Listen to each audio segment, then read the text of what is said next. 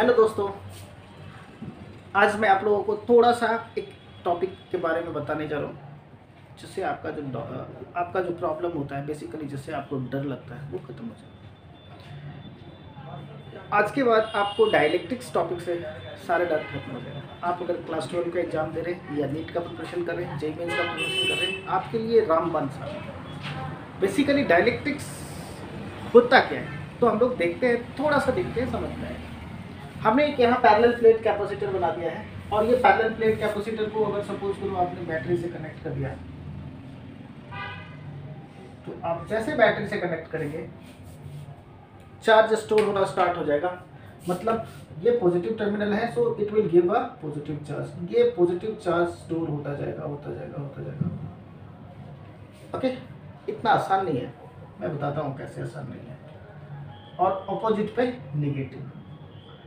जैसे सपोज करो कि फर्स्ट पॉजिटिव चार्ज इस पे आया, वो कैसे आएगा? तो फर्स्ट पॉजिटिव चार्ज तभी आएगा जब इसे एक इलेक्ट्रॉन को खींच करके बैटरी अपने पास खींचेगा। तो जैसे ही एक इलेक्ट्रॉन यहाँ से निकला, ऐसे करके चला आया यहाँ तक, इस जगह पे एक इलेक्ट्रॉन की डिफिशियंसी बनी और एक पॉजिटिव चार्ज बना। ठीक है, थोड़ा दुख हुआ होगा, इलेक्ट्रॉन यहाँ से चला गया, अब बिना इलेक्ट्रॉन का है वो एटम। सोचो, अब फिर एक चार्ज हुआ, फिर दूसरा चार्ज हुआ, अब तीन चार्ज जब हो गया ऐसे, जब जब जब यहाँ से एक इलेक्ट्रॉन निकला, तब तक दुख हुआ कि हमारा इलेक्ट्रॉन चला गया, हमारा इलेक्ट्रॉन चला गया। अब सोचो कि ये तीन ऐसे लोग हैं जिनके पास इलेक्ट्रॉन्स है नहीं, और बैटरी है, वो जबरदस्ती बोलता है और इलेक्ट्रॉन दो, और इलेक्ट्रॉन दो, सारे इलेक्ट्रॉन्स दो।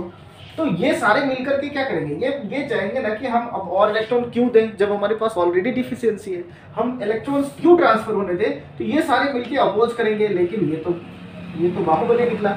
सो ये क्या करेगा? वो इलेक्ट्रॉन्स को फर्दर ड्रॉ करके निकालता जाएगा। तो जैसे जैसे ये इलेक्ट्रॉन को निकालता जा रहा है, यहाँ पे त्राहिमाम बढ़ती जा रही है। आप समझ रहे हो? हर एक एटम से इलेक्ट्रॉन निकल रहा है और पॉजिटिव चार्ज बन रहा है, और ऐसे लाखों करोड़ों करोड़ों पॉजिटिव चार्ज फॉर्म हो चुके हैं। इसलिए फॉर्म हो चुके हैं कि यहाँ के इलेक्ट्रॉन सारे के सारे आ चुके हैं। अब सोचो, जैसे ये पॉजिटिव चार्ज आएगा, इस पे पॉजिटिव चार्ज हो जाएगा, तो सामने वाले प्लेट का क्या हाल है? ये क्या है ना, आपके घर में कुछ प्रॉब्लम हुआ तो पड़ोसी को दुख होता है, तो फिर इसके सारे इलेक्ट्रॉन्स अगर यहाँ से निकल गए, तो बगल वाले प्लेट के जो इलेक्ट्रॉन्स थे वो सहानुभूति के लिए क्या करेंगे?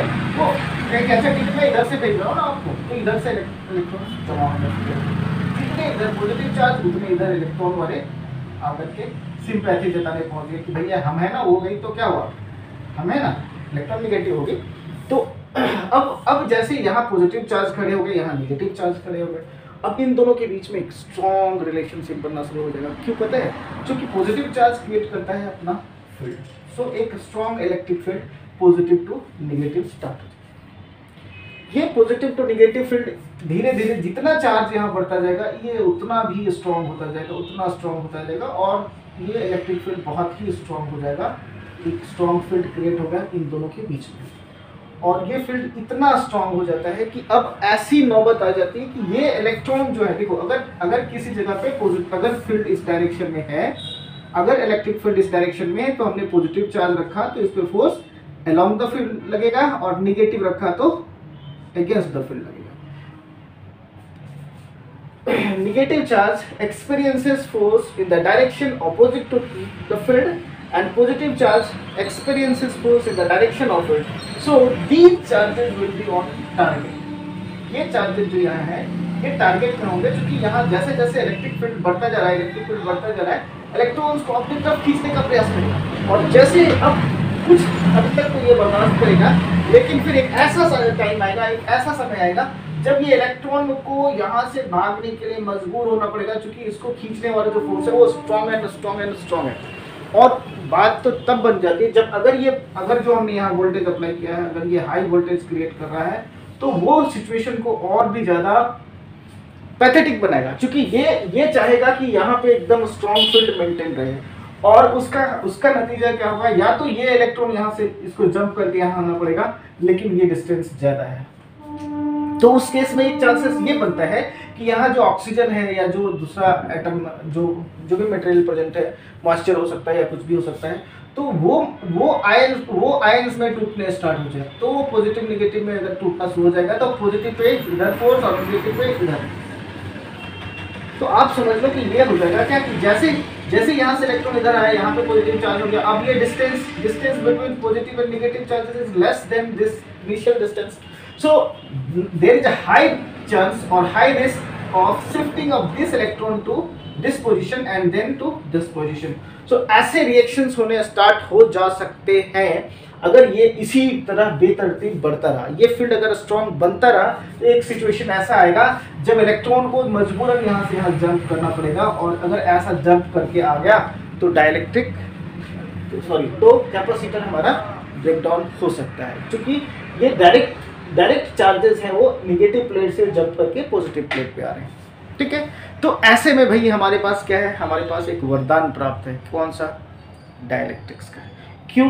क्योंकि जब डाइलेक्ट्रिक्स हम डालते हैं ना, अगर हमने ये प्लेट्स है, सपोज करो ये दोनों प्लेट्स थे और अभी इनके बीच में डाइलेक्ट्रिक्स नहीं थे, हमने एक डाइलेक्ट्रिक्स के रूप में नॉन कंडक्टिंग मटेरियल को डाल दिया, तो ये एक स्ट्रॉन्ग इलेक्ट्रिक फील्ड इस डायरेक्शन में क्रिएट था, और जैसे ही हम डाइलेक्ट्रिक्स को डालेंगे वो फील्ड अब डाइलेक्ट्रिक्स के मटेरियल को एक्सट्रैक्ट करना शुरू करेगा, और यूँ समझ सकते हो कि ये फील्ड जो सीधा यहाँ से यहाँ तक पहुँच रखता था, यहाँ का फील्ड यहाँ तक पहुँचने का कैपेसिटी रखता था, अब वो यहाँ के एटम्स के बीच में बच जाएगा, एक उनके बीच में फंस जाएगा, और अब इसमें हो सकता है कि इनके मॉलिक्यूल्स को रीओरिएंटेशन में वो काम करना शुरू कर दे। मतलब ये जो बीच का मटेरियल है इन पे स्ट्रॉन्ग फील्ड अप्लाई होगा, तो यहाँ पे अब क्या था, ये फील्ड का डायरेक्शन उधर था, तो पॉजिटिव को उधर मारेगा, सो यहाँ पे एक पॉजिटिव चार्ज जमा होना स्टार्ट हो जाएगा।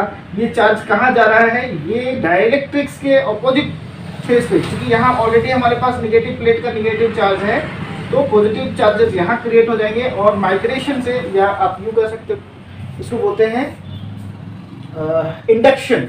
हाँ, इंडक्शन से ये एटम के जो निगेटिव चार्ज होंगे वो सारे के सारे इधर जमा होने शुरू हो जाएंगे, और एक ऐसा सिचुएशन आएगा कि अब इसके अंदर में, डाइलेक्ट्रिक्स के अंदर में गृह युद्ध जैसा सिचुएशन हो गया। क्यों पता है? क्योंकि ये जो मेन प्लेट हमारा था पॉजिटिव चार्ज वाला जो यहाँ पे है, ये प्लेट का जो फील्ड था ये चाह रहा था कि हमारा फील्ड इस डायरेक्शन में होता है, लेकिन अब डाइलेक्ट्रिक्स क्या करेगा? डाइलेक्ट्रिक्स अंदर ही अंदर गेम पलट रहा है, क्योंकि वो पॉजिटिव चार्ज से नेगेटिव की ओर उल्टे डायरेक्शन में फील्ड क्रिएट करना शुरू करेगा। तो अगर इस डायरेक्शन में, अगर मेन प्लेट के कारण फील्ड इस तरफ था और इसके कारण ई डैश हमने मान लिया, तो उसका फील्ड किधर होगा? इसका फील्ड इस डायरेक्शन में है, तो डाइलेक्ट्रिक्स का फील्ड ई डैश हमने लिखा वो इस डायरेक्शन में। मैग्नीट्यूड वाइज अगर हम देखेंगे तो पॉजिटिव प्लेट का जो फील्ड है दैट इज स्ट्रॉन्गर, सो ये इधर ज़्यादा होगा, लेकिन ये जितना है ना वो उसको कम करने का प्रयास करेगा। आप यूँ समझ सकते हो, अगर हम इसको वैल्यू लिखे तो हो सकता है ये 100 न्यूटन पर कूलम आ रहा है, लेकिन जो ई डैश है, जो electric field inside the dielectrics है, ये हो सकता है कि 40 हो या 50 हो या कुछ ऐसा आ जाए। तो एक वेक्टर पॉजिटिव डायरेक्शन में, दूसरा वेक्टर नेगेटिव डायरेक्शन में, अगर हमको ऐड करना है तो हम क्या करते हैं? This vector minus this vector, so E net या net electric field after putting dielectrics is E plus E electric field due to positive charge plus E dash. और वेक्टर सम आपको पता है ना, वेक्टर सम में क्या होता है? एक वेक्टर इस डायरेक्शन में है और दूसरा वेक्टर अपोजिट डायरेक्शन में है, तो पहले के हेड से दूसरे के टेल को हम कनेक्ट करते हैं और हमको net electric field E minus ई डैश मिलता है, जो कि पहले वाले इलेक्ट्रिक फील्ड से कम होता है। इसका मतलब ये हो गया कि अब आपके पास डाइलेक्ट्रिक्स में जहां ब्रेकडाउन का सिचुएशन हो रहा था, जितना पैथेटिक सिचुएशन इसने क्रिएट किया था, डाइलेक्ट्रिक के डाल देने से वो सिचुएशन थोड़ा सा मॉडरेट हो गया। मतलब अब उतना स्ट्रॉन्ग हार्श इलेक्ट्रिक फील्ड इसके अंदर क्रिएट नहीं हो पा रहा है, क्योंकि वो इलेक्ट्रिक फील्ड इनके मॉलिक्यूल्स को रीओरिएंटेशन में यूज हो जा रहा है। तो ऐसा कर लेने से क्या होता है, अगर ये तो अब इस कैपेसिटर में हमारे पास अभी भी चांसेस है कि हम और स्ट्रॉन्ग फील्ड क्रिएट कर सकते हैं जब तक कि ये फेल नहीं करे। सो इसलिए जब हम किसी डाइलेक्ट्रिक्स में, जब किसी कैपेसिटर में डाइलेक्ट्रिक्स फिलअप करते हैं तो उसका कैपेसिटेंस बढ़ जाता है, चार्ज हैंडलिंग कैपेसिटी बढ़ जाता है, और अब ये जो कैपेसिटर है वो पहले के तुलना में ज़्यादा चार्ज स्टोर कर सकता है।